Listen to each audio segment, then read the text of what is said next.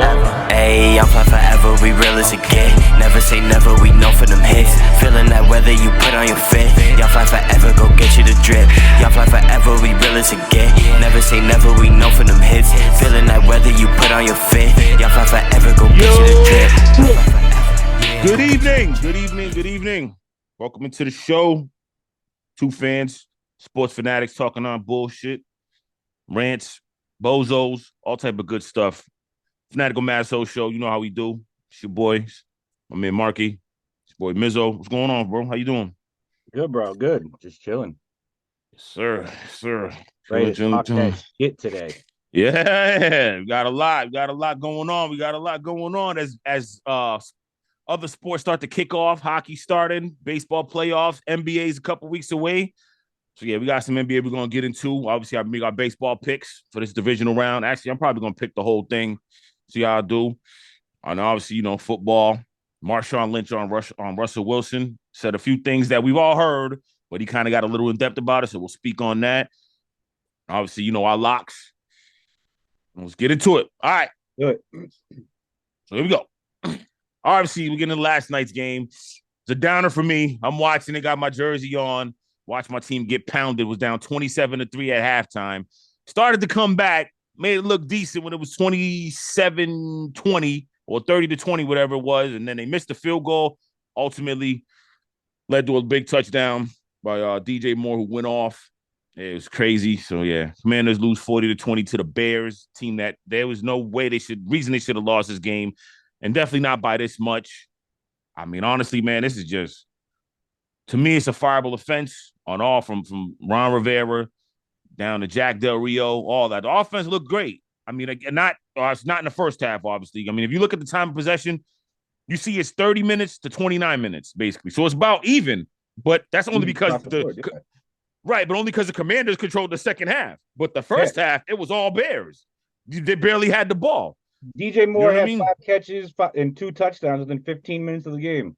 15 minutes of the game. I mean, Commanders couldn't get anything going. Obviously, then towards the end of the first half, Sam Howell throws a pick, leads to a score. I mean, it was all bad last night. Again, they tried to make it. They tried to make it close and got it a little exciting at the end of the third quarter, but it was all for nothing. I mean, shit, man, I'm a fan. I'm pissed off right now today. You know what I mean? As we sit, like, I ain't even want to listen to the radio. Like, man, how do you, again, the Bears are professional players too. They play, but you still shouldn't have lost this game. Now you've lost 3 in a row. If you do lose that game, you don't lose it by 20. Yeah. You lost 3 in a row after starting 0-2. Some people didn't have you winning those games. Now imagine had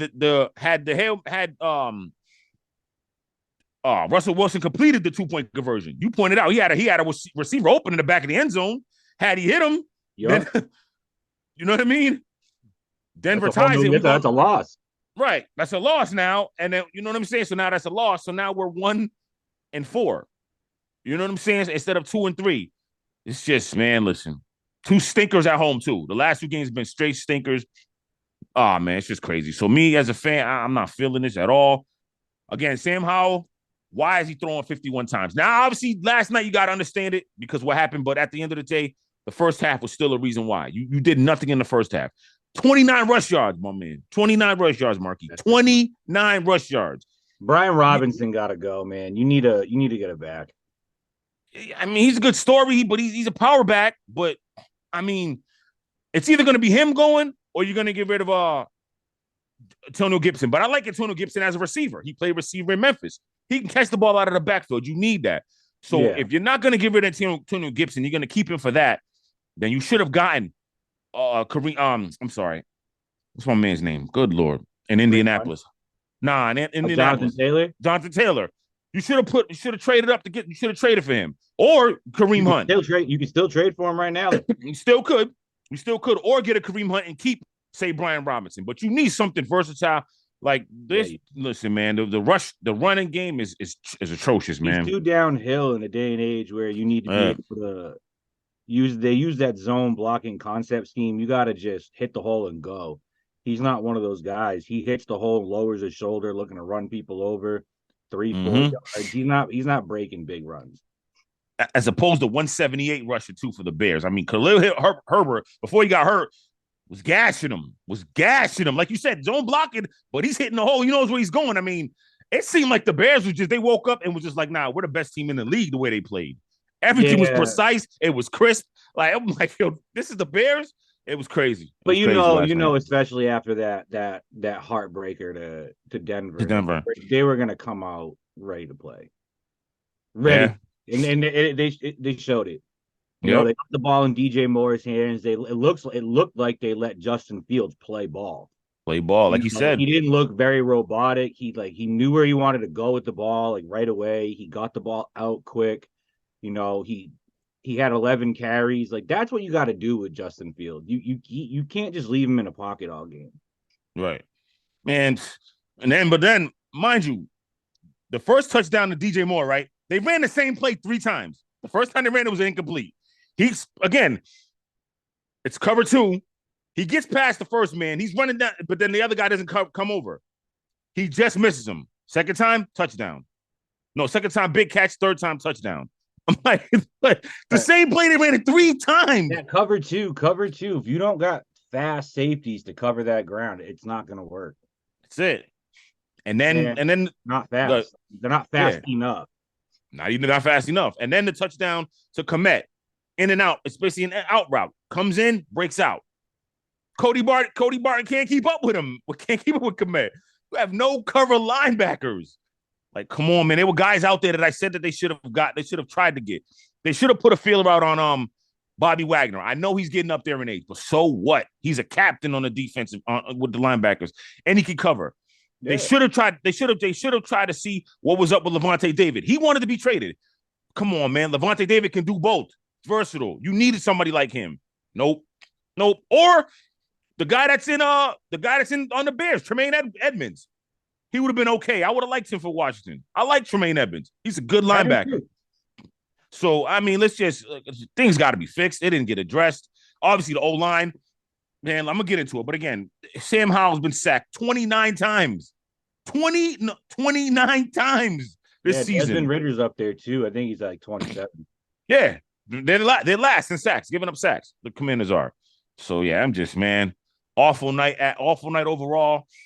And obviously, you know, we talked about it before the show. What Magic Johnson said didn't help. Not at all. That's not, listen, man, Ron Rivera. That's a turn it around or you're out of here. Yeah, that's listen, man. And I get it. Ron Rivera is a feel-good story. The dude beat cancer, coached through cancer. I get it. But at a certain point, man, you gotta put the results on the field. And he never really has, in my honest opinion. He had 2-3 good years in Carolina. Yeah, he won. Yeah, 1 year they won the division. It was they won the 500. Same thing with the Commanders. He was winning 500 and he fell apart. Yeah, you know what I mean. Yeah, he won 15-1 with Cam Newton, and yeah, they've had good. Yeah, like you said, he's not. He's a good coach. I don't know if I can call him great. You know what I mean? And when you say good, you might not even say good. He's a good quality coach. There you go. All right, that's a better word. That's a better quality coach. Like, he knows the ins and outs. He knows how to put things together. He's just not good at the inner workings. Like, he's not like a Mike McDaniel, even though he's offense who can just create all these crazy things. Even Wade Phillips was one of them. You know, his defenses were impossible to read. Bill Belichick, I mean, say whatever you want about the Pats right now. Bill Belichick still puts a defense out there that can ball. Yeah. Oh, yeah, definitely. Like, definitely. That's what I'm saying. Like, the great coaches, that your specialty defense, Ron, that should be unlocked, especially with the front four you have. There is zero reason with that front four, in my opinion, to even blitz. Mm-hmm. Yeah, it's kind of like what they were saying about Bill Belichick, speaking of him, with the offense. The offense is archaic. They haven't changed with the times. The Commanders' defense looks like it hasn't changed with the times. They're running that Tampa 2 style that fucking Tony Dungy ran over down there in Tampa that John Gruden just kept when he took over. Yep. And what year? And how many years ago was that? That was 20 years ago. Yeah, you're talking 2002. Yeah. Like, listen, man. And again, these guys that they got as far as linebackers and corners ain't them guys that they had in Tampa Bay. And corners and safeties, they ain't them. None of them are them. There's not a John Lynch. There's not a Rondé Barber. There's none of that. Dexter, the man who Dexter, not Dexter Carter. whatever. The man who won the damn MVP against the Raiders is not one of them on the team. All that. So, yeah, it's all bad, man. It's all bad. I don't know. But all right.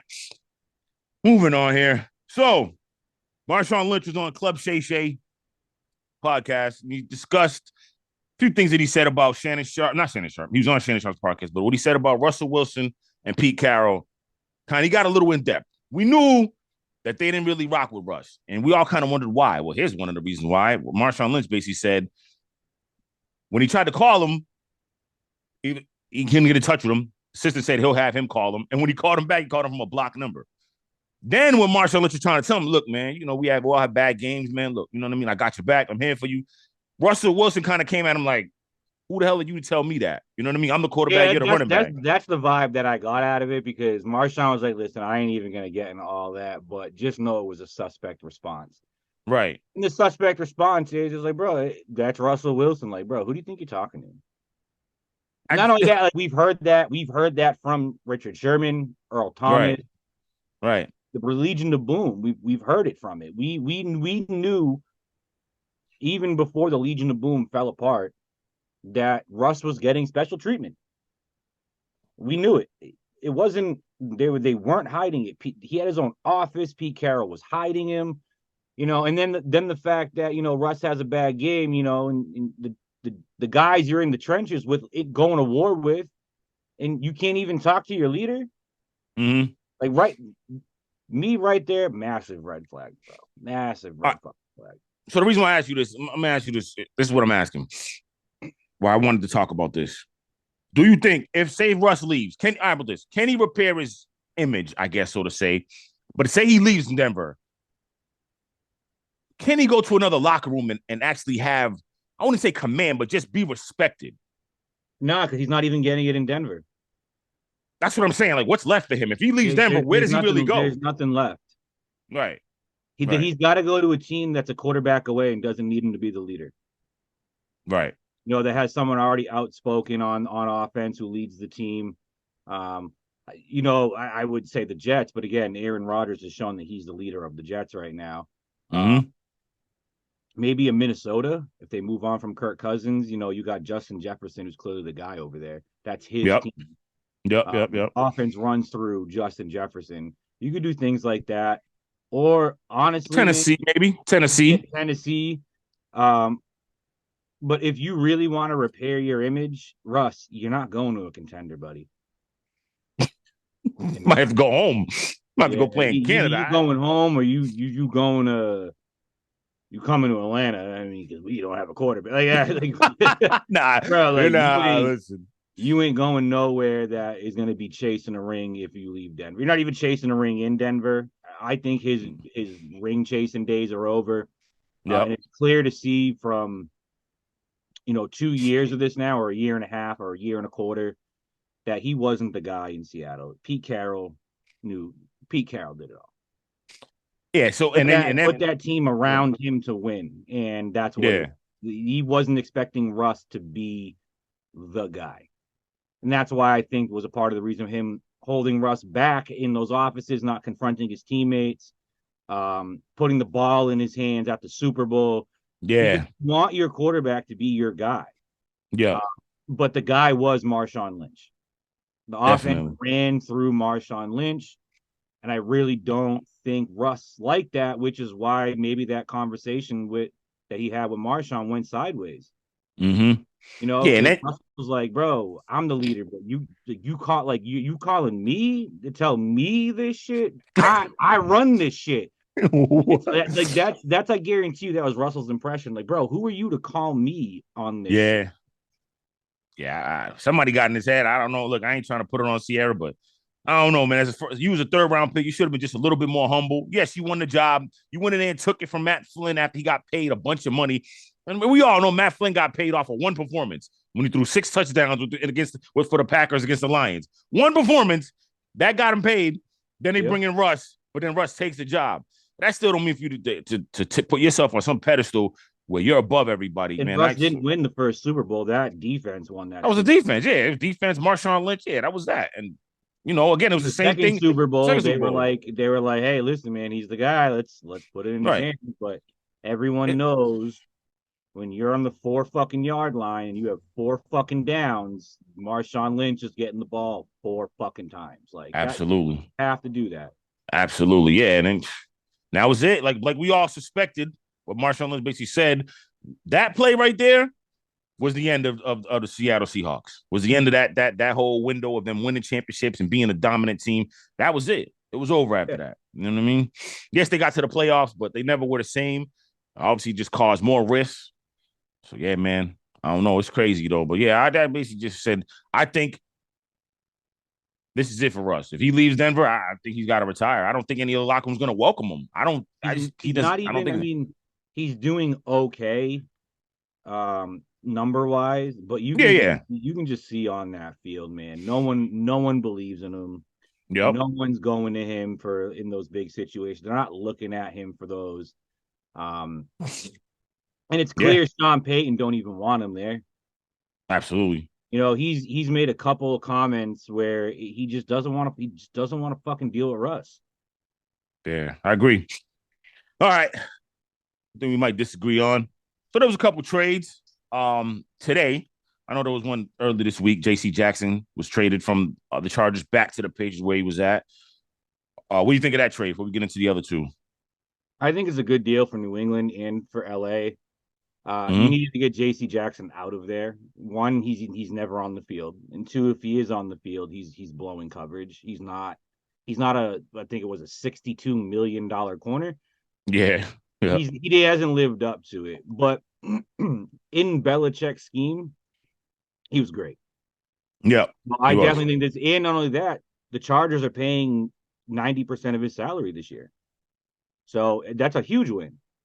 Anytime you don't gotta pay a underperforming superstar's contract, you win that because it's a low risk, high reward for you. So even if it doesn't pan out, you can still cut him at the end of the year and say, "Yeah, man, we tried." So now is Christian Gonzalez and Matt Judon both out for the season? I know he has a torn labrum. Matt Judon has the bicep. Was it confirmed? I didn't see it. I think Gonzalez will be out for the season. I think Judon's going to be a dog, and he'll come back for 4 weeks and see how it goes. But if they're not in playoff contention, you sit them both. Yeah, you have to sit them both. You have to. Judon's almost 30. You can't risk to injure that anymore for nothing, unless you're ruining someone's playoff hopes. But I think by the time that's all said and done, Buffalo's going to have a playoff spot locked. Miami's going to have a playoff spot locked. It's just going to depend which one of them win the division. So, gotcha. Unless the Pats turn it around magically and make this a season again. Yep. You can't let Judon back. No doubt. All right. So the other two trades, Randy Gregory goes from the Denver Broncos to the San Francisco 49ers for a 7th round pick. So they get the 49ers get Randy Gregory and a 6th round pick, and the Denver Broncos get a 7th round pick. In 25, right? It's not even. Yeah, it's not even this season. That's a great deal for San Francisco. Yeah, let me just make sure I get that right. No, 20 in this season. It's next season. Yeah, 24. Yep. So it's in 24. Either way, it's for me. That's a hell of a deal.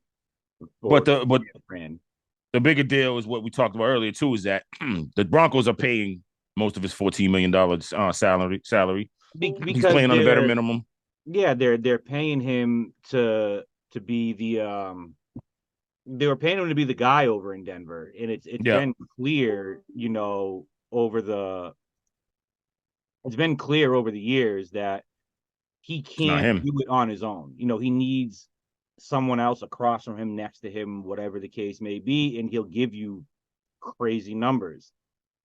So what better situation for you to land in? Nick Bosa, Javon Hargrave, like you do, that whole front four is stacked. Eric Armstead, like they're stacked. You're not asking Randy Gregory to be the guy. You're just asking him to go out there and play football. Absolutely. I mean, and now we wonder why. And not only that, and you don't even need him to play 70-80% of the snaps. You can third down guy. Third down guy, second down, second and long kind of guy, 2-minute drill kind of guy. And if you have an injury, okay, you have a star waiting. Like for San Fran, it's a hell of a deal. Hell Plug of and a play, deal. yeah. That's a win. Yeah, well, again, they're not paying. He's playing for the veteran minimum for the 49ers because the Broncos are going to pay most of his salary. And it's a 7th and a 6th round pick you're swapping. Yeah, it's definitely a good deal. I didn't like it at first. I'm not going to lie. I'm like, because I feel like they have other needs. If they have a need at all, it's not there at that position. But yeah, I get it. Where is their need? Like that's the thing. Like they have a great offensive line, Christian McCaffrey, great weapons, great linebackers, great pass rush, great safeties, great corners. Like everything's great. Like they're the most roster that I've seen. Yeah. Maybe a wide out here and there. I think, okay, how about this? Let me ask you this now. Now, the other trade was Chase Claypool going to the Miami Dolphins from the Chicago Bears. So Miami Dolphins get Chase Claypool, 7th round pick, and the Bears get a 6th round pick. So with that trade, would you rather have seen, this is me, would you rather have seen Chase Claypool go to the 49ers and Randy Gray go to the Dolphins? No. Wide receiver help, right, for the 49ers, if they could use a wide receiver. Listen, Debo's good, but Debo gets nicked up now. You know, Debo. You got Brandon. Debo plays like a rock. You got Brandon and Jennings. But I'm just saying, but Debo gets nicked up. You could use a Claypool. You know what I mean? But you're asking at that point, you're asking too much out of Claypool, which has been shown in Pittsburgh and in Chicago. You can't do that. And like I'm saying, yeah, I get it. So now Randy Gregory, he doesn't have to play more in San Francisco, but he'd play more in Miami. But then he's back with Bradley Chubb. I think that would make them a lot. I think they'll make their front four a lot more formidable. Even though I like it, I like their front four. I think for Miami, either deal Christian Wilkins, him.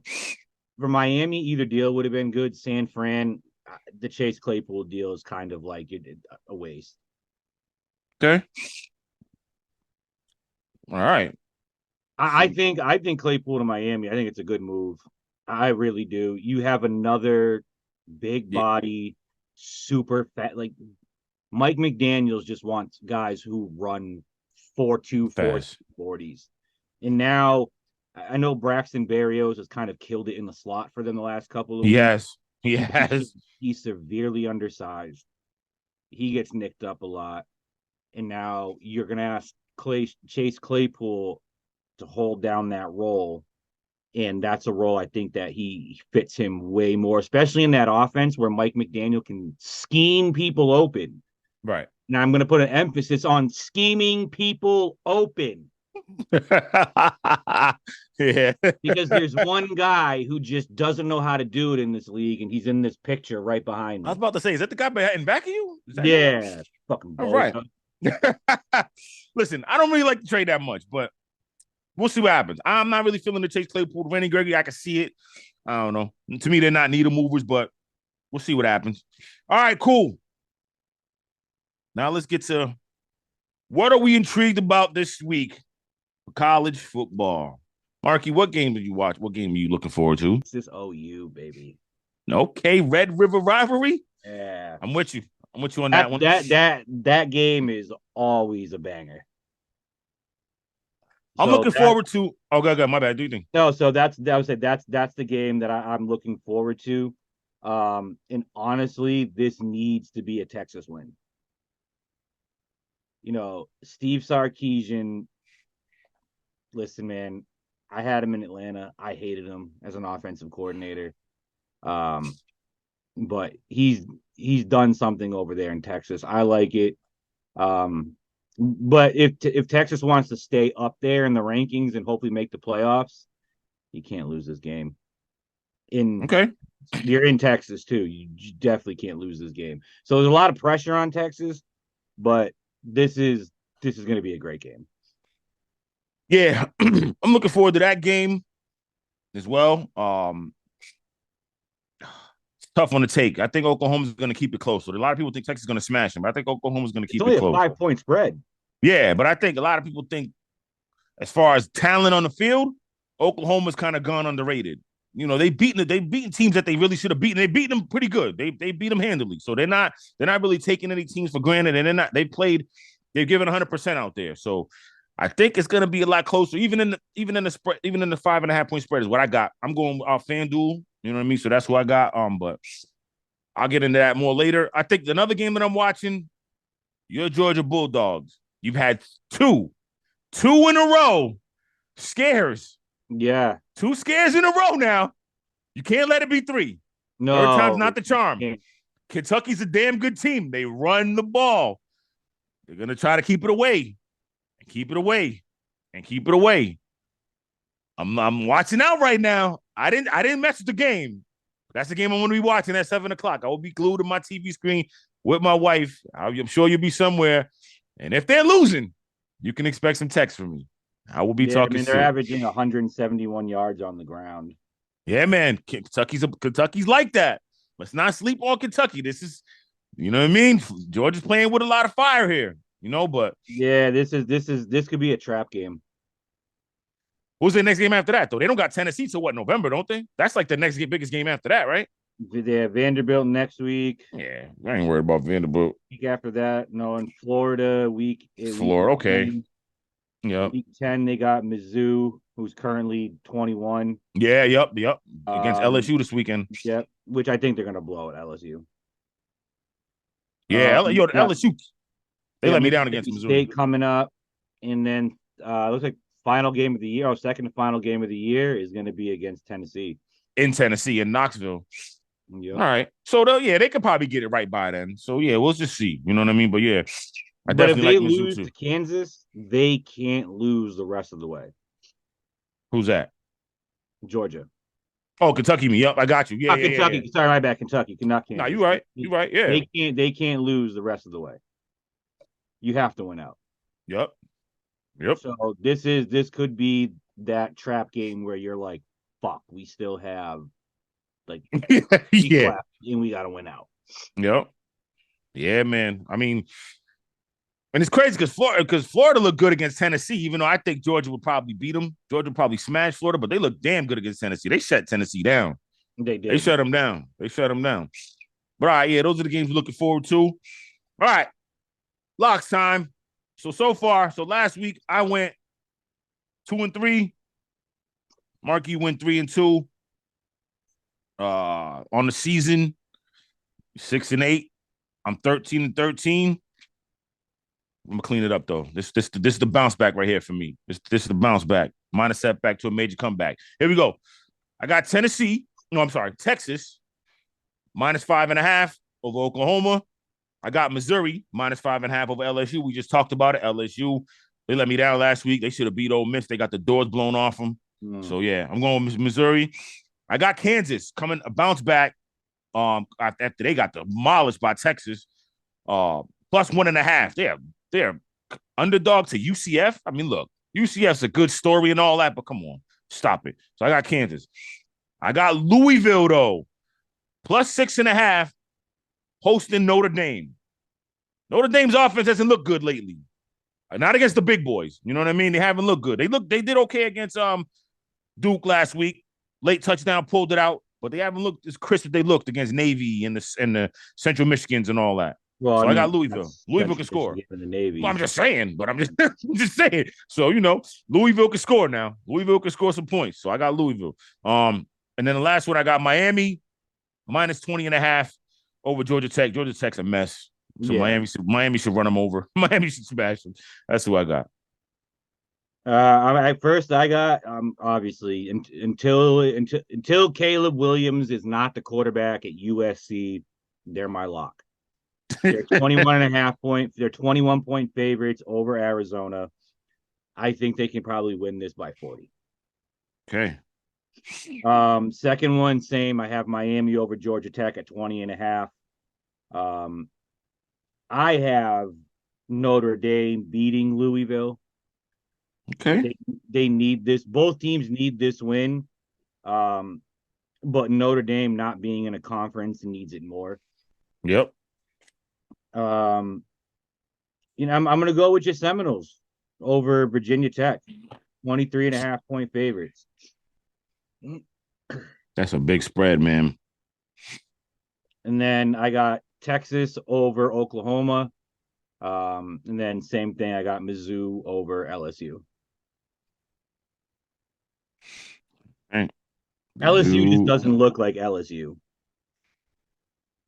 I haven't seen anything seeing anything from LSU where I'm like, damn, that's an LSU team. Sure.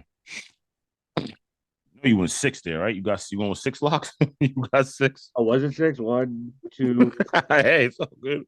3, 4, 5. Oh yeah, I did. Yeah, I did 6. Whoops. It's all good. All right. Yeah, I like those. Florida State, though, they've been playing down to their competition, man. They've been playing down to them. They should have lost to Virginia. They should have lost to Boston College. They should have lost to Clemson. They should have 2 losses. They really should.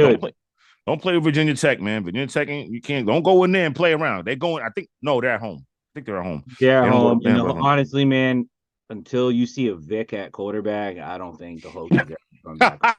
So. That ain't happening no time soon. All right. Switching gears now to the NFL. Games I'm intrigued about. Not really many good ones. I mean, your Falcons are hosting the Texans. CJ Stroud has been lighting it up. I'm interested to see how he does. Does he do it again? Does he do it again? The Bengals, man, I'm watching this game. If they lose this game 1-4, I don't think you can come back from this, man. You gotta call it at 1-4. Yeah. I don't think you can come back from this. So yeah, those are the 2 games I'm looking forward to. And obviously the Sunday night game, Cowboys 49ers. Be watching that. Can the Cowboys get it done? No, this is not. I can't call it a revenge game because it's in the regular season. It's not the playoffs. So we'll see. This game is gonna get ugly. Which way? 49ers way? Yeah, 49ers. That defense. Granted, they blew out the Patriots last week, but I watched the second half. Mm-hmm. If they play like that against that defense in San Francisco, they're not even scoring 10 points. They're not. Because Dallas's woes in the red zone are fucking ridiculous. Horrible. They're horrible in the red zone. And when you're playing this team where you name a position, they have an elite player at that position. Yes, right.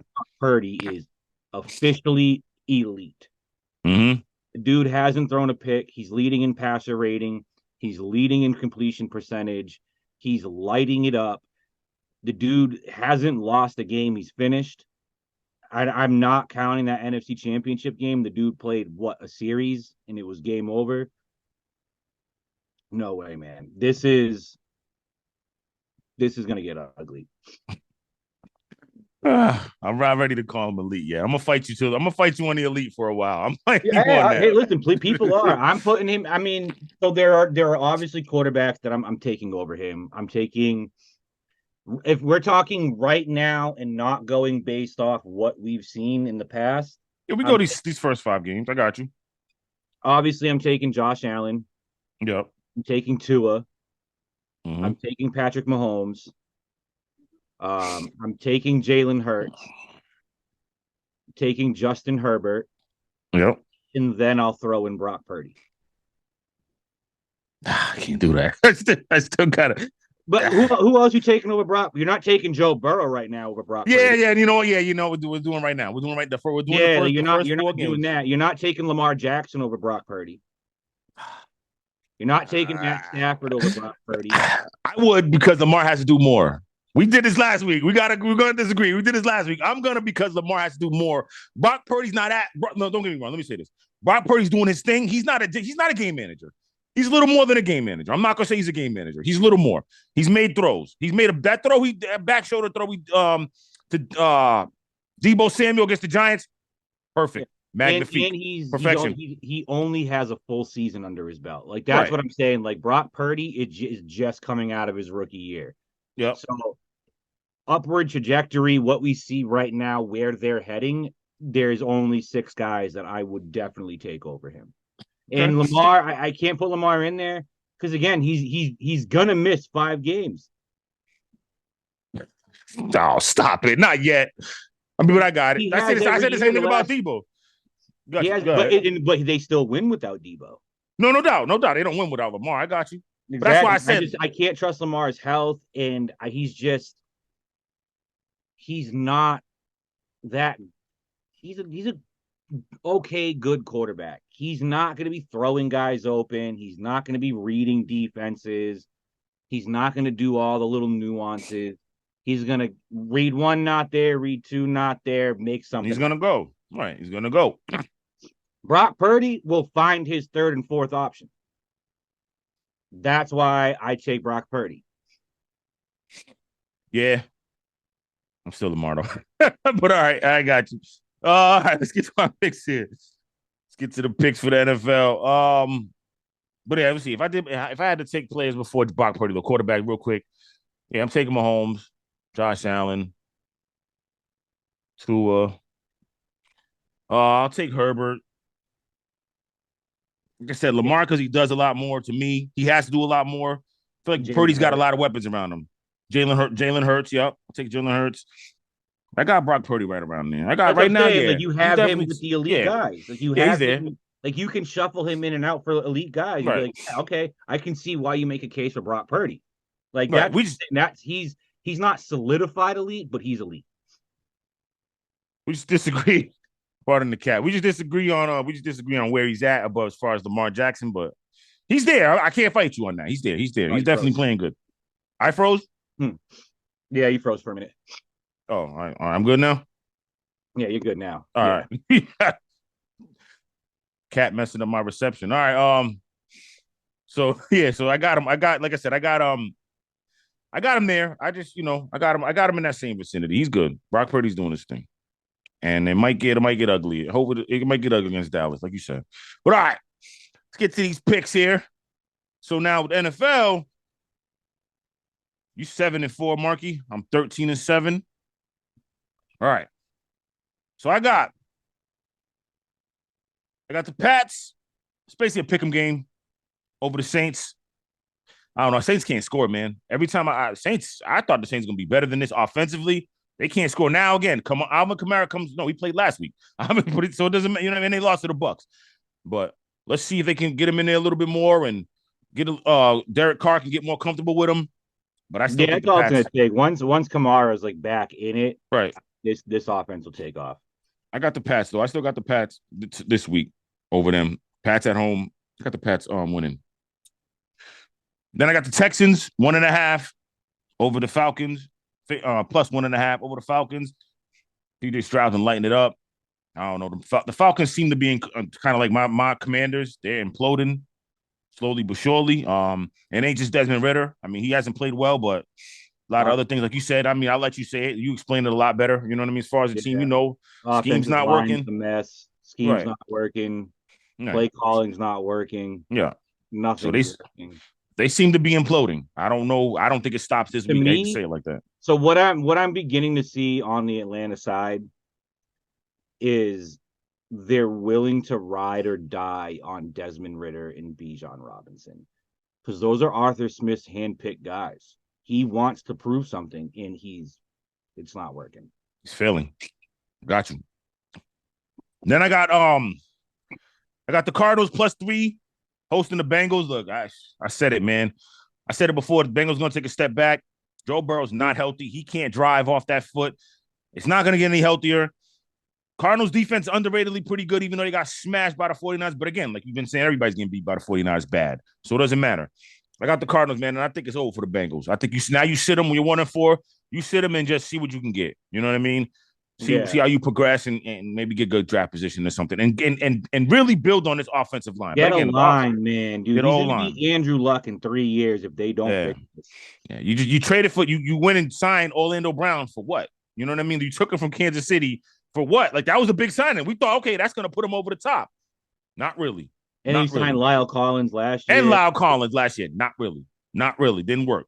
So all right, and then I got the Eagles -4.5 over the Rams. I'm only doing this because I got a couple of my man A. Freeman. He's a big Rams fan. He swears the Rams going to beat the Eagles this weekend. And my other boy Sasso thinks they're going to beat them. Shout out to Sasso with E. Freeman, but y'all are tripping. Ain't none of that happening. Eagles are going to go in there and beat the brakes off the Rams. Listen, it's been a nice story. I like Puka Nacua. Been doing awesome. Cooper Kupp comes back probably. He's going to play most likely. Nah, it ain't happening. Rams look better than I thought they would, but nah, Eagles going to handle their business. My last one is the Chiefs -3.5 again over the Vikings. Vikings got to burn it. I think the Vikings got to tear it down too. I think they lose this game and that's it. It's over with. You know what I mean? Kirk Cousins doesn't want to leave, but he's gonna leave. You know what I mean? That's it. Yeah. You know what I mean? Kicking and screaming. He gonna leave though. He's out of here. They're gonna trade him. That's it. That's my picks. What you got? All right, my picks. I got Buffalo over the Jaguars, 5.5-point favorites. Coming off that destruction of Miami, which is why I'm wearing my Josh Allen jersey. He's my favorite. He has been for like 3 years. Okay. And you know what? I'm doing this one out of spite. Like, I'm doing this directly out of spite. I'm picking Houston. Well, I'm picking Houston. Until Arthur Smith can show me he can be a competent coach, I'm picking against him every week because he's clearly one of the weakest coaches in the NFL. Yes, sir. And I got a upset that I plan on doing here. I got the Steelers over the Ravens. Okay. Plus 4.5 in Pittsburgh. Mike Tomlin's got to do something. Yeah. And usually when his back's against the wall, he pulls through.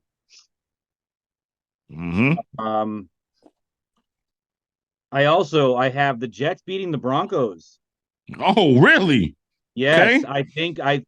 Because Denver's a mess. I liked what I saw out of Zach Wilson against the Chiefs.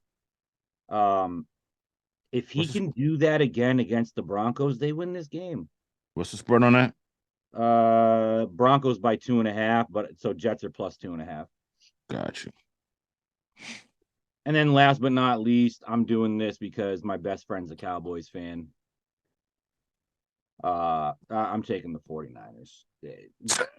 3.5-point spread. I wish it was higher because I would buy the largest spread that people buy. You know, when you said I'm doing this for my boy, I was like, he's about to shit on him. I'm just, bro, fantasy group chats. I love him to death, but he's one of your typical Cowboys fans, man. And it's just like, bro, chill. It's annoying. I haven't done nothing since 1994. It's annoying as hell.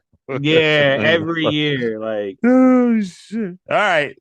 So before we go to break, let's do something real quick. Play a little game of. Do we say hold 'em or fold 'em? We can say hold 'em or fold 'em, or tie our eye. That's how we used to play it. We're gonna go through 1 and 3 teams. Mark, you go tell me if you want to hold them, you fold them, you tie it, you all right. Whatever one you pick. Patriots 1 and 3. How you feeling as a fan? Folding them. I'm with you. I'm tight. They should. I mean, I didn't think they would win the division, but they're done. They look bad. They look bad. Jets 1 and 3. That's a tough one. I'll go. I'm based on the circumstances. I'm mad, obviously, because the expectations, but Aaron Rodgers ain't there. You gotta let him. You gotta bring him down now. You gotta bring the expectations down now. Yeah. Throw mine. I'll hold him. Okay. Just talked about them. Bengals 1 and 3. Fold. Yeah, I'm tight. This shouldn't have been like this. It shouldn't have been like this. But yeah, it's time to fold them. It's time to fold them. It's time to fold them. Yeah. Raiders 1 and. I got you. Fold them. Folders. Raiders folding them. Yeah, me too. I'm tight. It's over with though. Yeah. It's over with. I'm all right. We folded them. We folded them, but we folded them though. Broncos 1 and 3. Fold. Yeah, they gotta go too. Definitely gonna fold them. Giants 1 and 3. Bury them in the graveyard somewhere and throw them in the dump. They're done. Yeah, I'm tight. But then we definitely folded them. There's no hope. Like that offensive line is absolutely another team like the Bengals been working on your O-line forever. And then Evan Neal comes out. He should have been my bozo of the week, but I forgot about him. What he said about the fans, like he's a bozo. Like he's a bozo. Bro, you're literally on camera blocking your teammate. Like you have no legs to stand on. Straight up. So yeah, forget about him. But yeah, all right. Vikings 1 and 3. I'll hold them. Yeah, because they're not a 1 and 3 team. No, close games, close losses. Yeah. I think they lose this week, and that's it though. That's why I'm saying you got to fold them. I'm tight. I'll be tight because they had expectations, even though a lot of people had them stepping back. But I'd be tight. The Bears won last night. They're 1-4. What are you doing with them? You know, I would say hold them if they would have beat Denver, but fold them. Yeah. They should have been. The expectations. I don't think they were expected to win 7 games, maybe 4 or 5. They might still now. You know what I mean, offense looked a little better, but yeah, gotta figure out what do we have here, and then what you're gonna do with coaching staff going forward and things like that. All right, Carolina Panthers out the door. Yeah, Carolina Panthers are 0-4. What we doing? Bryce Young looks like shit, dude. Folding them. They have no weapons on offense. Bryce Young can't complete. Yeah. I'm tight, and he folded them simply because from a fan base, simply because, yes, they're rebuilding. It wasn't supposed to look like, Rome wasn't built in a day. It wasn't supposed to look like a clay sculpture of a Greek god, whatever you want to, what the case is. But they ain't supposed to look like this either. Their offense, yeah, because you want to see something out of Bryce Young, and you're not seeing anything out of nothing. Especially not a damn when thing. The guy that went after, and what's making it worse is CJ. It's CJ Stroud lighting it up. Which again, I don't know what you said, but pre-that I said CJ Stroud should have been the first pick. That was me. I said that was just me. Richardson. There you go. I mean, Anthony Richardson hasn't looked bad either. He's looked pretty damn good. So yeah, that's a tough one for Bryce Young. Last but not least, the Arizona Cardinals. You know what? These boys got some fucking fight in them. I'm gonna hold these guys. Yes, sir. Me too. I'm holding them. I'm all right, man. I'm cool. If I'm a fan base, that fan base, I'm cool. Like, I like what they got around them. Now, again, if they wind up getting the first pick, at least they played hard. You just hope Caleb Williams comes out and wants to play for you. You got to convince him, like, look, we're building a new culture here. Come play for us. You help be a part of this. Because Kyler Murray's out of here. You know what I mean? He's out. He's out the door. Unless he comes back and tears it apart. But I think he's out the door. Yeah, I got you. All right. All righty then. When we come back from the break, we'll switch gears a little bit, talk some other sports, because we don't just talk football here, even though we love football. We talk NBA, we talk baseball. We'll get into our baseball playoff picks. We'll get into the NBA. 15 best players going into the NBA this season. Obviously, our rants, bozos of the week. Stay with us, Fanatical Mad Souls, your boy Mizzo. Marky, we'll be right back.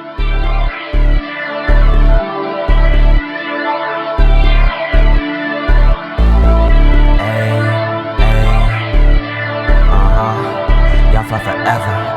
Turn that shit up, forever. Ayy, y'all fly forever, we real as it get. Never say never, we know for them hits. Feeling that weather you put on your fit. Y'all fly forever, go get you the drip. Y'all fly forever, we real as it get.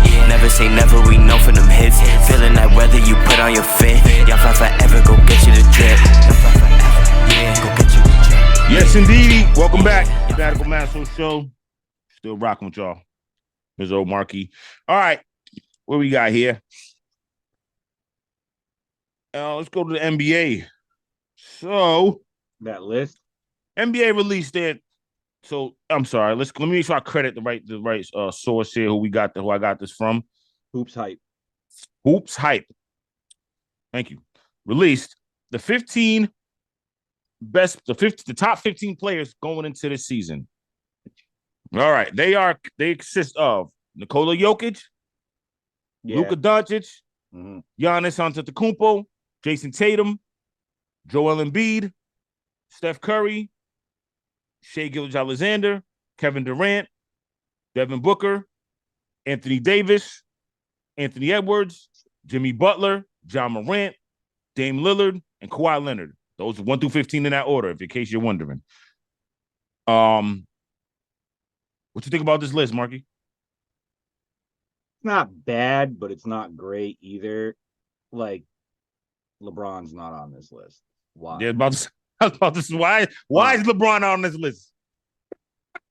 Bro, James Harden? Nah, nope. Like, I get it. Like, he's a diva, but dude gets buckets. Yep, he should be. If AD's on the list, LeBron should be on the list. Absolutely. This could be Boston bias, and I really like him, but where's JB? He could be on the list too. I wrote him down. Look, this is what I wrote down.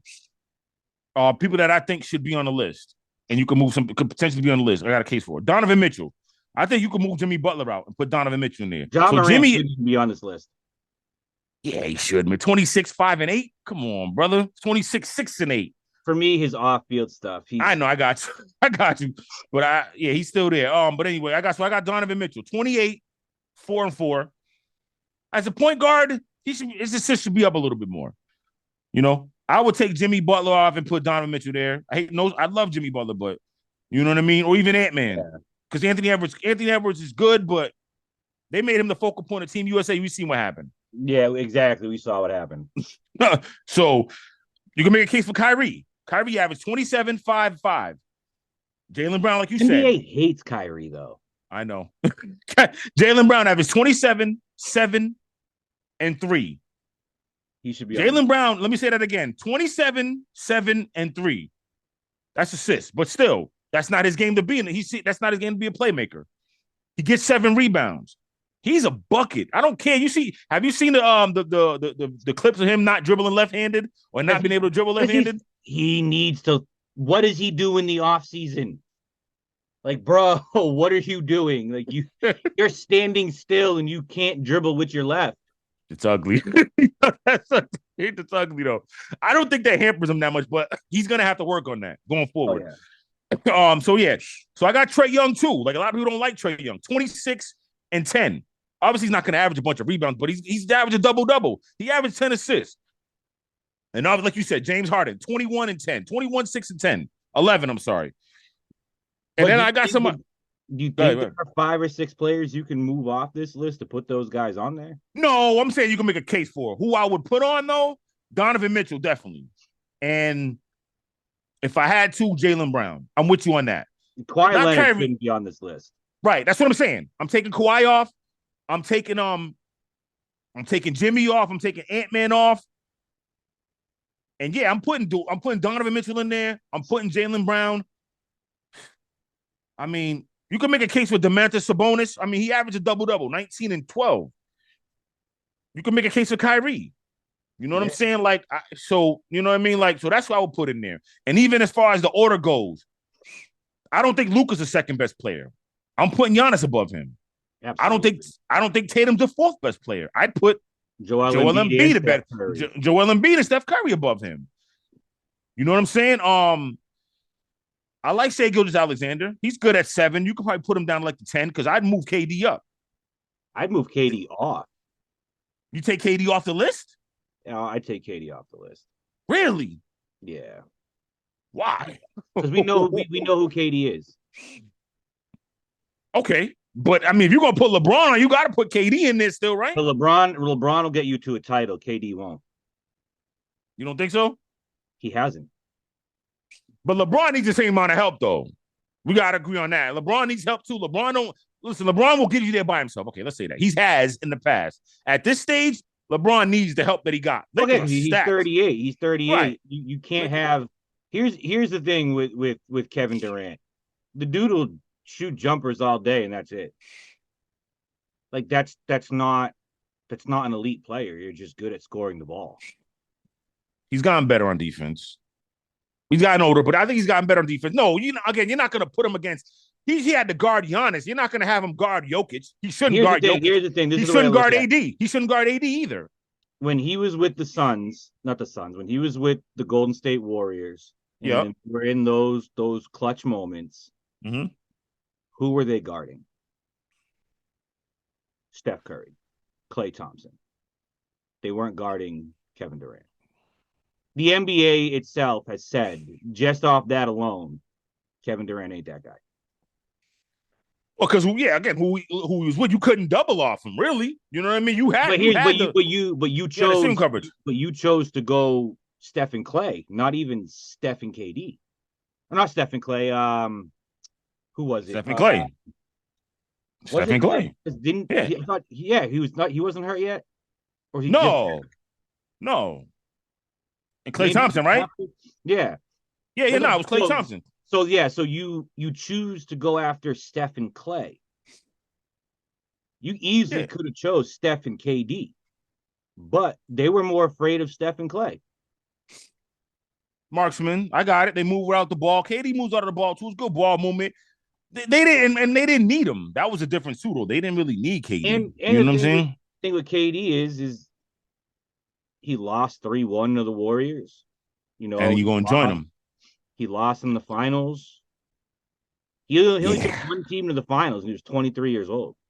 He went to Brooklyn, massive failure. Don't tell me about it. You know, tell me about KD's not that guy. You can make the case about, but brother, if you look at this list, I'm still keeping him there. We just agreeing on that. I mean, if you look at this list, you can look at Shai Gilgeous-Alexander. No doubt, he's only been in the league 3 or 4 years.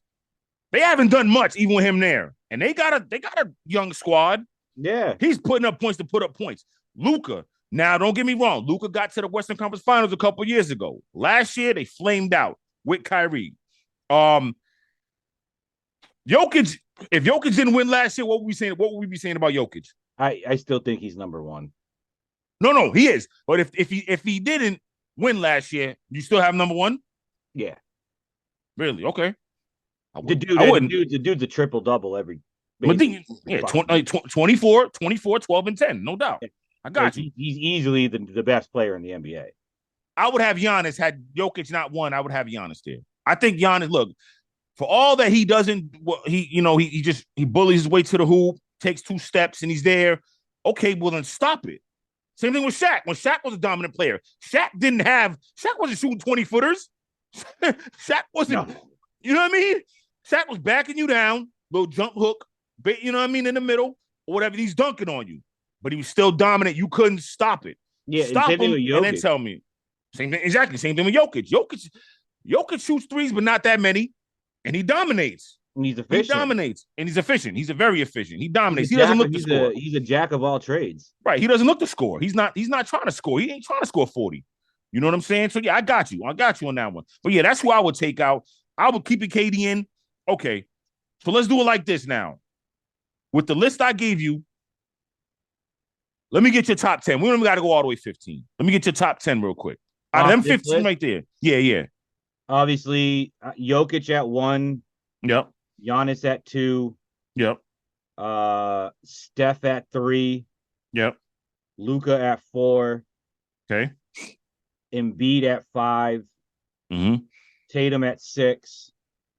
Okay. SGA at 7. I'll keep him there.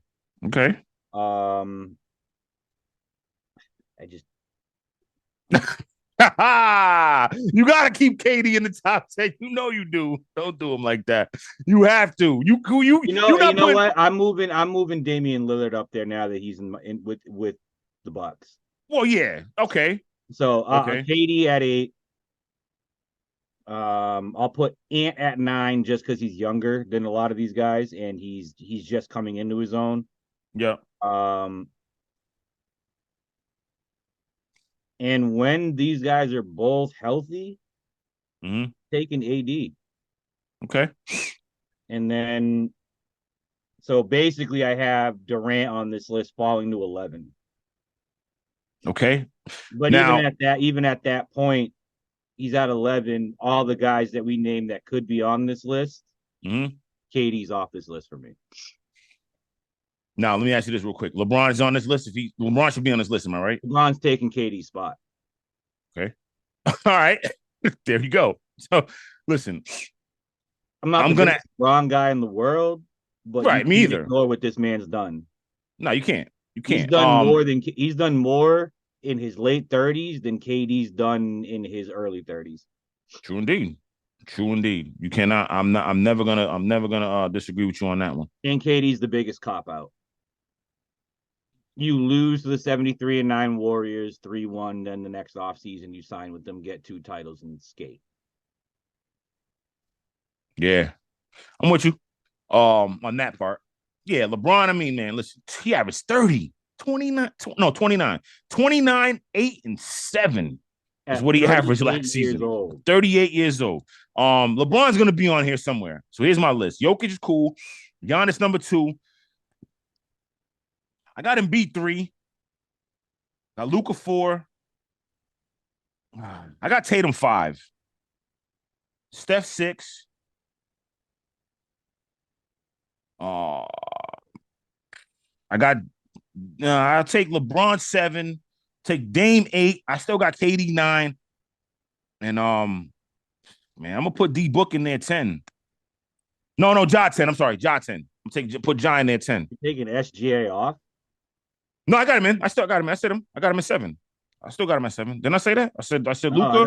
it's not like you took him off. I thought you took him off. Nah. I got no. So I said Luke. I said Jokic 1, Giannis 2, MB 3, Luca 4, Tatum 5, Steph 6, SGA 7.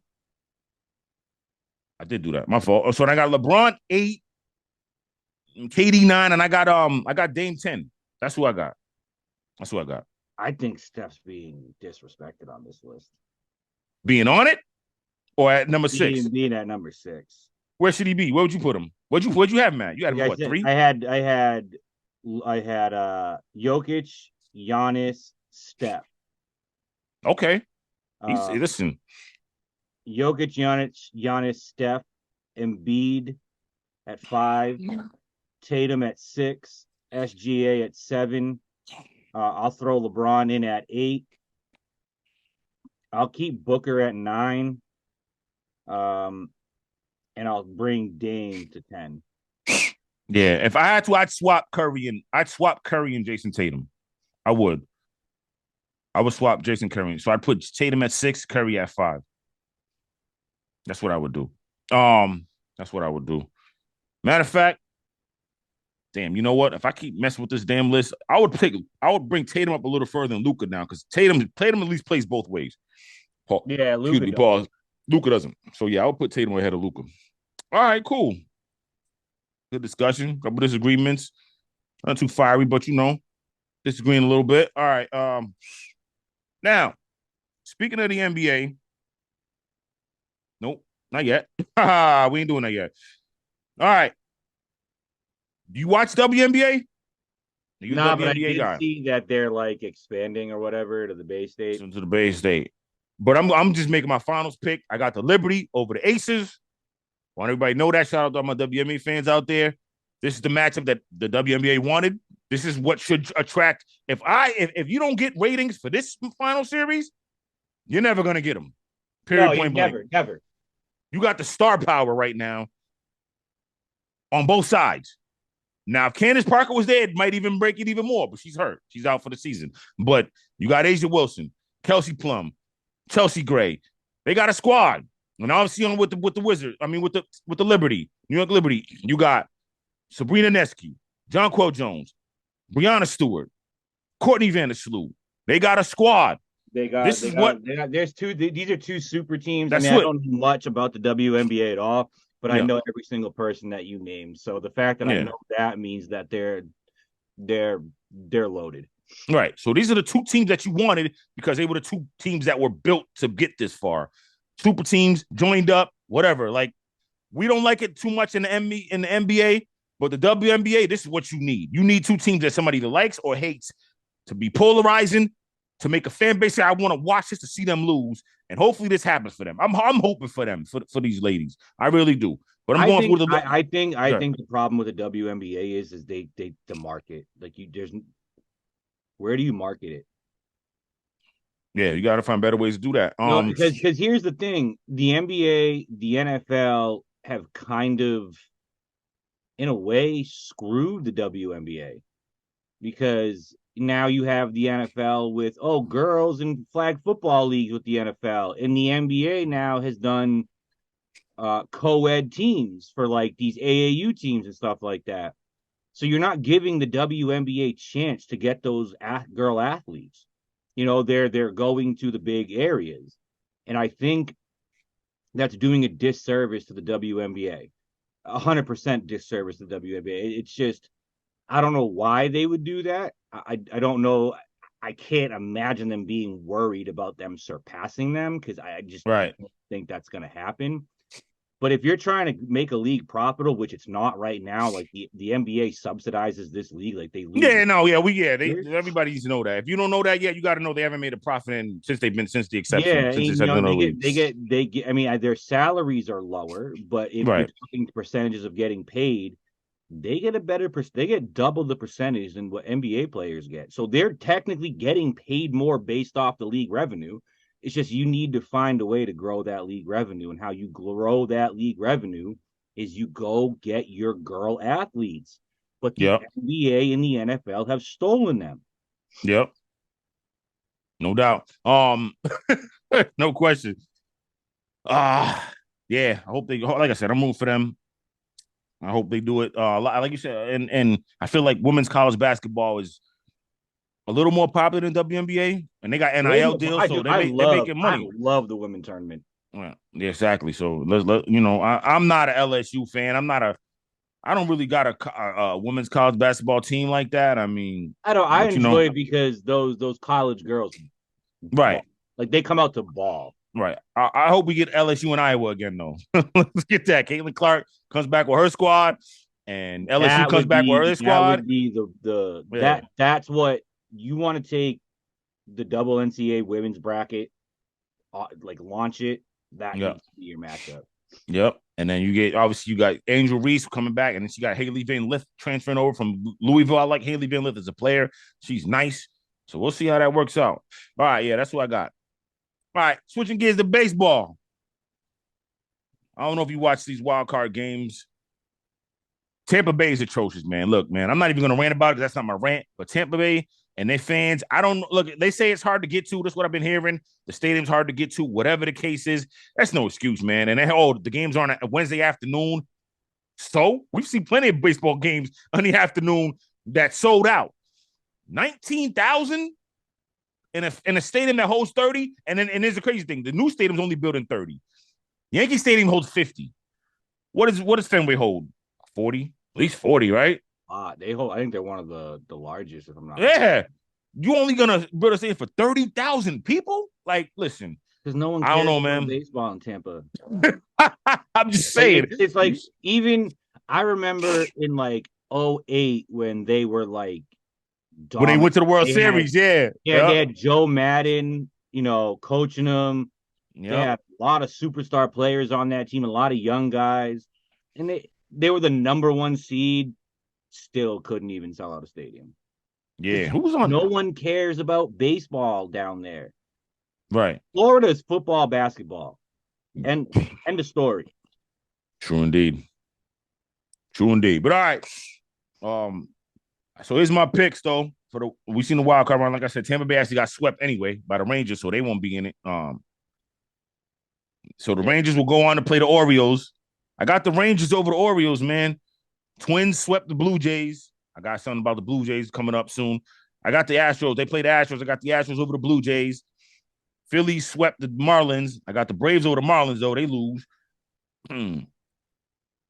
No, I'm saying Braves over the Phillies, I'm sorry. And then I got the Dodgers over the Diamondbacks, who swept the Brewers.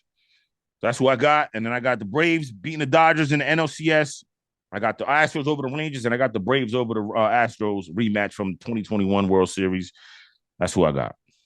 All right, so I did a little bit of looking into this. I got Orioles over the Rangers. I just okay. For all the turmoil that franchise has been through over the years, from me growing up, they were a laughing stock. They won 100 games this year, over 100 games this year. 101, 101. Yeah, man, I'm pulling for these guys, so I'll pull them over the Rangers. Man, I hate the Astros. Just me too. I hate them too, but I gotta be real. First off, they're an AL East team. You don't root for the AL East. You should not be rooting for the AL East. But I got you. Yeah, I'm probably gonna lose this, but I'm going with the Twins just because I just can't stand the Astros. Well, I meant for the Orioles. I meant the Orioles. You can't take the Orioles because they're AL East team. Well, I'm just taking the Orioles due to the fact that they're like the Detroit Lions of MLB. Like, you just finally want to see them do something. So just do something. Great stadium, though. If you ever been in Baltimore, go to Camden Yards. That's a great stadium. That's a great stadium. I love Camden Yards. So I have All right. Orioles over Rangers, Twins over Astros, Braves over Phillies, and you know what? The Dodgers, this is their forte of when they're supposed to win, they lose. They lose. They So, lose. Diamondbacks. I'm going with the Diamondbacks. Okay, I like it. In World Series, you got. Then I got Braves beating the Diamondbacks. And then I have the Orioles beating the Twins because I just think the Orioles are a better team. And then I have the Braves winning it all. All right, we agree there. All right. Now it's rant time. Let me start. I got some stuff I got to get off my chest here, Marky. So as we talked about, the Washington Commanders got their asses whooped last night, 40-20. I don't even know if it was really that close. To be honest, yeah, they came back and made a good effort, but it's man, listen. Like they're playing with my emotions, man. I'm getting to the point where, as a fan, you get tired of feeling like, yo, you know what, this year we're gonna be relevant, and then you realize, you know what, we're irrelevant again. Oh, my back, we're still irrelevant. You know how much that pisses me off when I hear fans basically say your team's irrelevant. Trust me, man. Yeah, but listen, your team was in the Super Bowl 5 years ago, though. We ain't been even close. Bro, we've been irrelevant ever since 28-3. But okay, but that's only 5 years. How long have the Washington Redskins football team Commanders been irrelevant?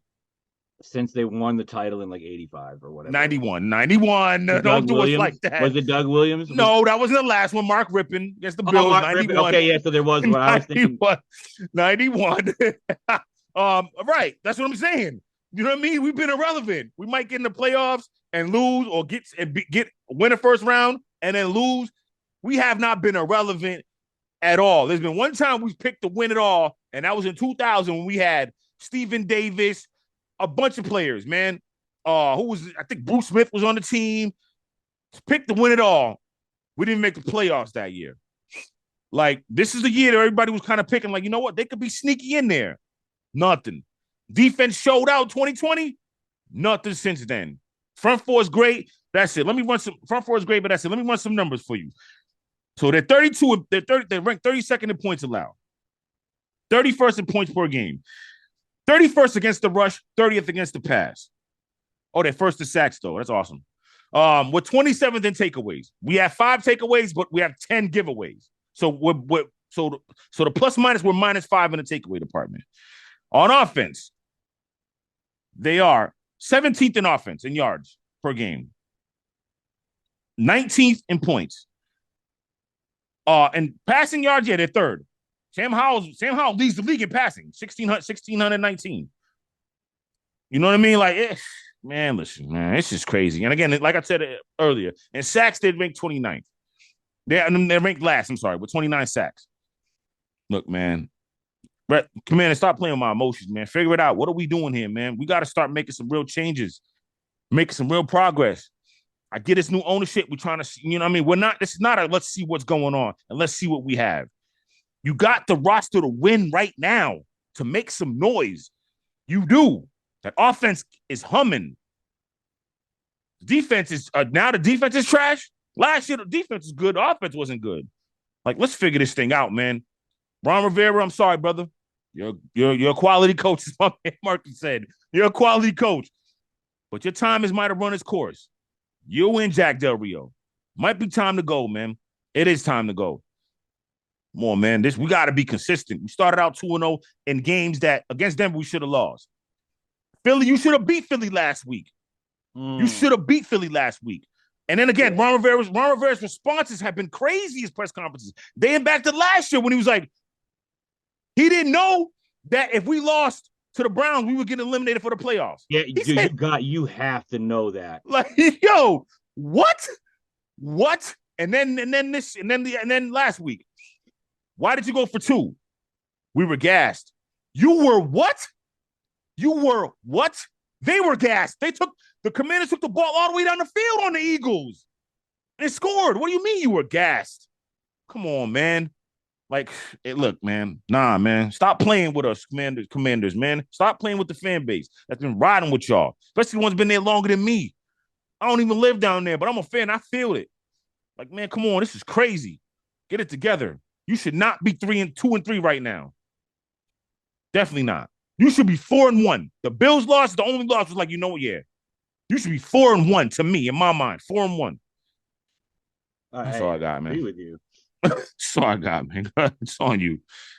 My rant, man. It's gonna be the same shit just for the Falcons, dude. Every week.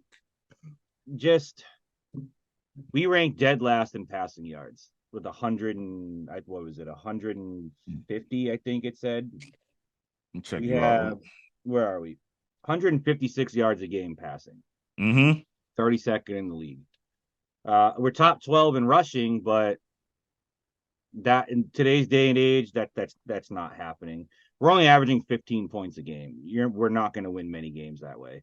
Right. Defensively, we're in the top 10 in every fucking category. We're top 5 against the pass, top 10 against the run, top 10 in points allowed, and we're 2-2.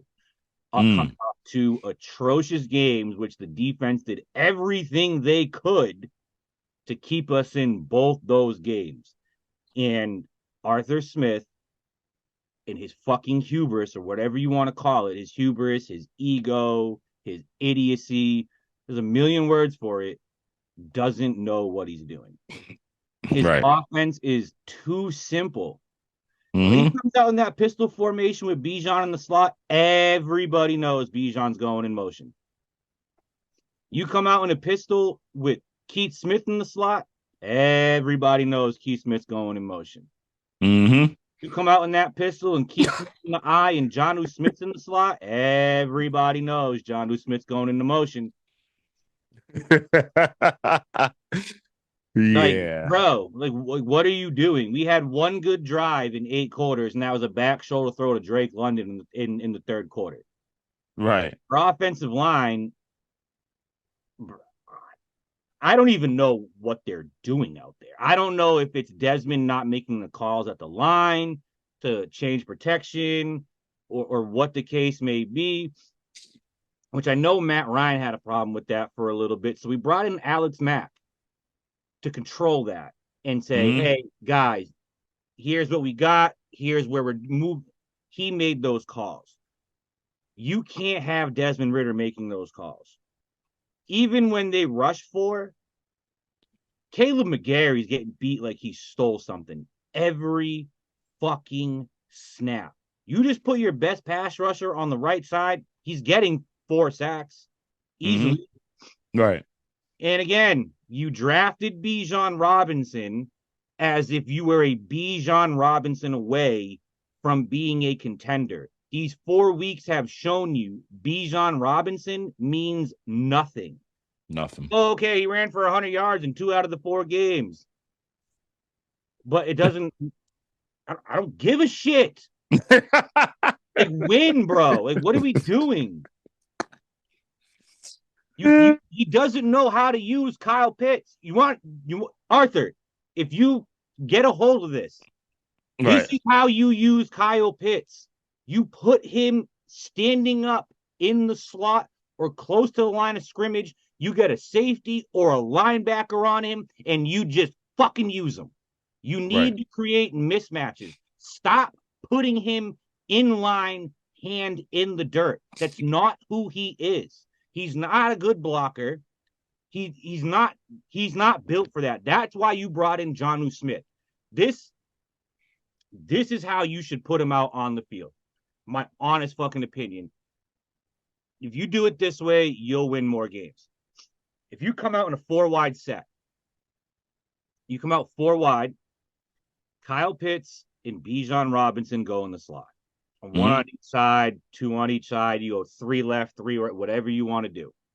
Tyler Algier is the guy in the backfield. You need those 3rd and 2s. Guess what? Now you got Drake London, Bijan Robinson, and Kyle Pitts all on one side. Right. What do? You get your best fucking guys over there to cover them, and you leave the middle open. Right. Like he's everything he does is condensed. Mm-hmm. He doesn't get his guys in space. He doesn't give them opportunities to make plays on the only guy he seems to be giving an opportunity to is Bijan Robinson. And he's doing that because he got fucking crushed for that pick. He got laughed at for that pick. So he has to make it work. And he's doing it at the expense of the team. I don't care what Kyle Pitts says. I don't care what Drake. Those boys are mad. On the sideline last week against Jacksonville, Desmond Ridder went up to give daps to Matt Collins. I seen that went viral. Get the fuck away from me. Bro, no one believes in Desmond Ridder. Yeah, and I think it has more so to do with the offense than Desmond Ridder. You know you can't drop back and pass because your pass protection's awful. Move the pocket. Roll out. The dude ran, I think, a 4.45 or a 4.54. The dude's fast. Tell him to roll out. Nobody there. Just fucking go. No doubt. Yeah, man. Not doing any of that. Everything that this offense does is so condensed, so tight to the line of scrimmage, and it's like everyone's everywhere, and you're not giving anyone any time. And I think that's also fucking with the offensive line, because when you put a fullback in line as a tight end with another tight end on the opposite side and a running back in the backfield, guess what you're going to do? You're going to load up the front. And all your passing concepts run through that loaded fucking front. Like, what are you doing? Yeah. The players you have, you need to spread it out. You want to do swing passes to Bijan Robinson? Cool. 3 to the left, 1 to the right, Bijan on the right, on Desmond Ridder. Get a fucking screen out there. Get a swing pass out there because he's going to outrun any linebacker to the corner, stuff like that. You put Kyle Pitts in the slot on that side. He's going to be matched up against the linebacker. You put Drake London right there in the second slot. He's going to be matched up against the safety. And then, fuck it, it's Matt Collins. Who gives a shit? Put the number 1 corner on Matt Collins. Because guess what you created 3 mismatches just by a lineup. And not only that, on that swing pass, you can put Jonnu Smith as the inline tight end who's better at blocking. So now you can run, you can do counters, you can pull. Like he doesn't know how to use his guys. And the fact that I'm sitting here explaining how to use your team tells me you have no idea what you're doing, which again this is why this is there. Mm-hmm. The big X. Yeah, we got it. It's time to go. It's time to go. We're done with you over here in Atlanta. And Terry, you're next. Terry Font, no. Because your picks, or that you call your BPA strategy, has been atrocious. You failed for 3 years on getting the main position. You lost Deshaun Watson. Thank fucking God. You passed on Justin Fields. And then again in this year, you passed on. You could have traded up and got a CJ Stroud or an Anthony Richardson. The Colts are looking to move out. I know damn well Houston would have moved back a couple spots. Mm-hmm. They weren't really sold on a quarterback. Mm-hmm. What the fuck are you doing? Right. You're right. Like, it's the most important position on your roster, and they said, nah, fuck it. We'll just get everything else. When has that ever worked? Never. It never fucking works. We're 2-2, and we play Houston this week, who's on a roll. Mm-hmm. Our offense can't do. Jimmy Ward literally laughed at our offense. Like, we're literally a laughing stock in the NFL right now. No one believes we can do anything, and it's because of who we have riding the ship. And it's Arthur Smith. Yeah. There you have it. There you have it. It's passion, fans. Y'all can come on the show if you want. Y'all can comment what we saying. You know? Comment, come on. I'll talk this with anyone. Yeah. It's all good. It is all the way good. Get away from these condensed power formations. We use a fullback more than anybody. For what? 2 yards? 3 yards, maybe one busted play that helps his average. So if you watch the Jacksonville game, Bijan Robinson had 2 big runs that helped him get to his crazy numbers. Other than that, that boy was bottled up all game. Absolutely. It's a joke. Damn sure is. All right. Let's get into our bozos of the week. So my bozo is 2 Blue Jays and a Sixer. One is the Blue Jays manager, John Snyder. So game 2, a wild card playoff game. My guy, the Barrios, is that his name? Hold on, let me get it right. I gotta get it right. Give me 1 second. I had this already, and I messed this up. Hold up. Okay. So Jose Barrios, he was cruising. Went about 4 innings, I believe it was. 4 innings. No hit, a couple hits, no runs, 5 strikeouts. They pull him because the left-handed lineup was coming up to bring in Kikuchi. Ultimately, they lose the game. 2-0. You know, he knew he was going to get criticized for it. Basically said, you know, how they do our analytics, so does this. And, you know, we went with what was going to, the favorable matchup we knew going in. Listen, you got to listen, you managers got to stop. You got to get out your head with this analytics and all this favorable matchup things. Ride with the hot hand. At some point, use your instincts. The same thing that happened to the Tampa Bay Rays in the World Series in 2020 against the Dodgers. My man was cooking on the mound. They pulled him. Analytics said, hey, you got to take him out this time. Dodgers wound up winning the damn game, won the World Series. And then you get a guy like Vladimir Guerrero, who I'll talk about in a second, gets caught, picked off on second base. Bro, you're not a base stealer. What the hell are you doing that far off second base anyway? Come on, man. Bozos. Cost your team that game to bring it into a decisive game 3 where anything goes. Bozo move by the manager. Speaking of Vladimir Guerrero, they asked Vladimir Guerrero about losing the series to the Twins. He says, so Hector Gomez asked me if I thought this season was a failure after getting swept by the Blue Jays. The slugger told the slugger said, he said it wasn't. We beat the Yankees. We beat them a lot. Our hate for them and is our main motivation in spring training. We play a lot more games against them than we do playoff games. And when you can say you beat your bitter rival and got to see them and got to see you on the playoffs. No, when you can say your bitter rival got to see you on the playoffs from their couch, yeah, it's a sense of pride I'll take with me into the offseason. What? What? Like, what the hell are you talking? What are you talking about right now? So, because you beat the Yankees, my team, a bunch of times, that gives you more pride of getting swept by the Blue Jays when you made a blunder, your manager made a blunder, and you didn't even get to the second round? You didn't win a World Series? No. I'm never gonna say, as a fan, and I hope anybody on the Yankees says, yeah, we got swept in the playoffs, but not in the World Series. It doesn't even matter. Yeah, we got swept, but it's okay. We beat the Red Sox a bunch of times, so we take the no. What? That makes up for it. It does not. The honest line, this season wasn't a failure. You know what I'm saying? It does not. Bro. Season was a failure, bro. Season was a failure. You got swept by the Twins, which you should have beat. Your offense is a lot better than theirs. You scored 1 run in 2 games. 1 run. Speaking of that, it reminds a quote. They brought back a quote, Brandon Lau from the Rays about the Yankees, saying, "Oh, they're a basement team. We don't care about that." Blah blah blah.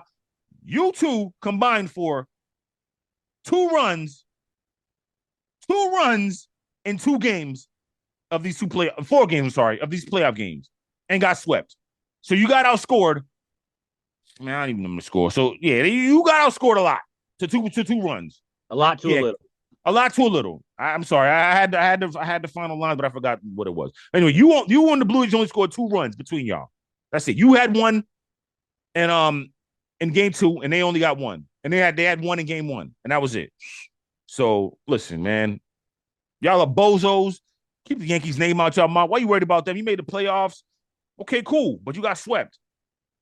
it's not a good season for you. Yeah, Yankees. Don't say it is right now. Right. Don't say it is. And the Yankees will be back. My last bozo, real quick. James Harden. James Harden had a chance to get a max contract. What he wanted. It just finally came out. We're wondering what the hell happened. I thought he was going to Houston. He wanted to go back to Houston. He had a chance to get a max contract from Houston in free agency, but he went in there and said, I want to focus on being the top scorer in the league. I want to win the scoring title. And they said, nah, we're good. We're building something different. We're not doing that. Ime Udoka was on board with bringing him back, which a lot of people thought, nah, he ain't going to want to do it. He was on board. James Harden went in the meeting and said, I want to focus on being the league to lead the league in scoring. Sabotage himself. Oh my gosh, man. Self-sabotage at his final. Oh my gosh, man. James Harden's entire career. Like I don't know where he goes next. Like, James, where do you think you're going? You're gonna stay in Philly, bro, and play. Well, because guess what? If you decide not to play, you ain't going nowhere else either. Clippers. They're not trying to give up what Philly wants. Yeah, I know. You know what I'm saying? They're not. Hey, Jimmy, I know you missed out on Dame, but the Heat's not giving them what they want either, because I think they want Tyler Hero. They're not doing that. They're not giving up Tyler Hero for James Harden. They're not gonna do it. Yeah, those are my bozos though. James Harden, man. I got bozo, one bozo. It's gonna be a big bozo. My bozo's the NFL. Okay. Cut the Taylor Swift shit. No. This is stupid. This is fucking dumb. Yeah, man. I've never seen the NFL stoop to such a low level for money. They're doubling down on it too. That's the worst part. Yeah, and that's the thing. Like, you got crushed these last 2 weeks for having her, and you're doubling down. Even Travis Kelce was like, "Yeah, this is too much." Too much. And y'all are like, "Bro, cut the bullshit." These Swifties, the moment they break up, that revenue's gone anyways. These Swifties ain't sticking around, pal. Basically, her Swifties are a cult, man. They live and die what Taylor Swift says.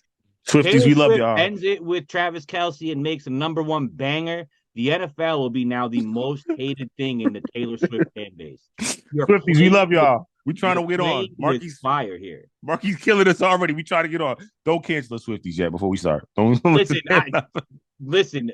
I'm not, dude. I'm not speaking bad on the Swifties. I'm only messing. I just know what they're gonna do. They're gonna burn it to the ground. Yeah, man.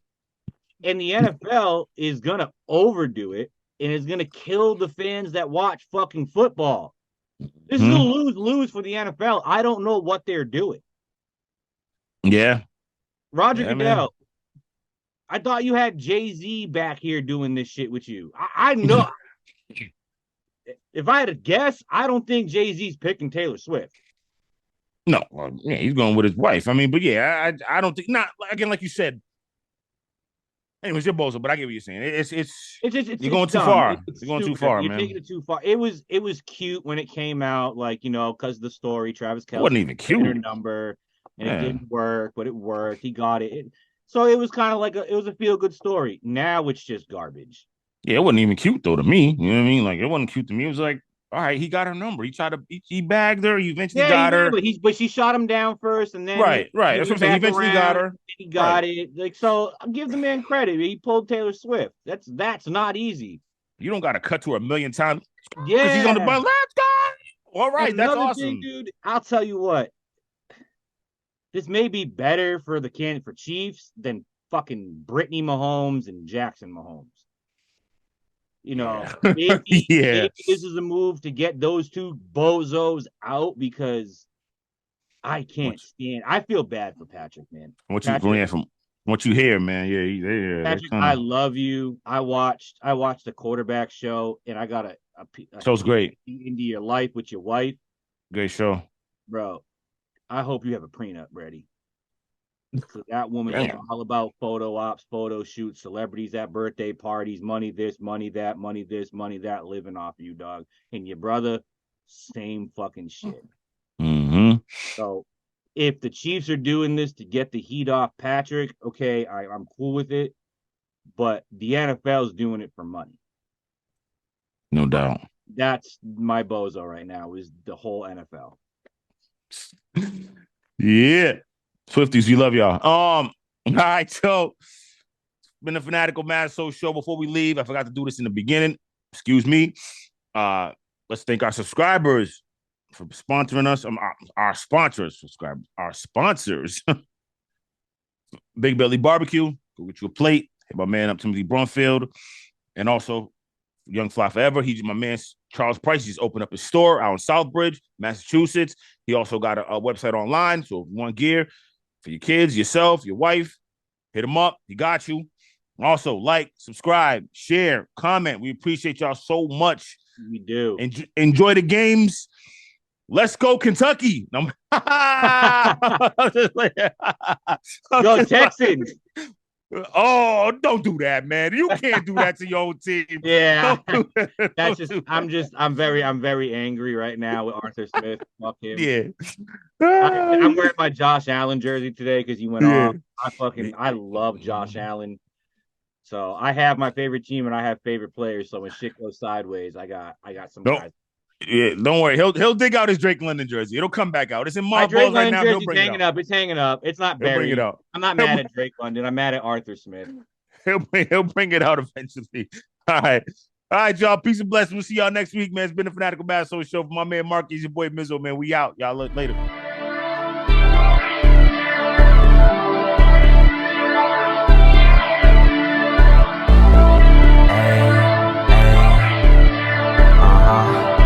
Fly forever. Turn that shit up, Ayy, I'm fly forever, we real as it gets.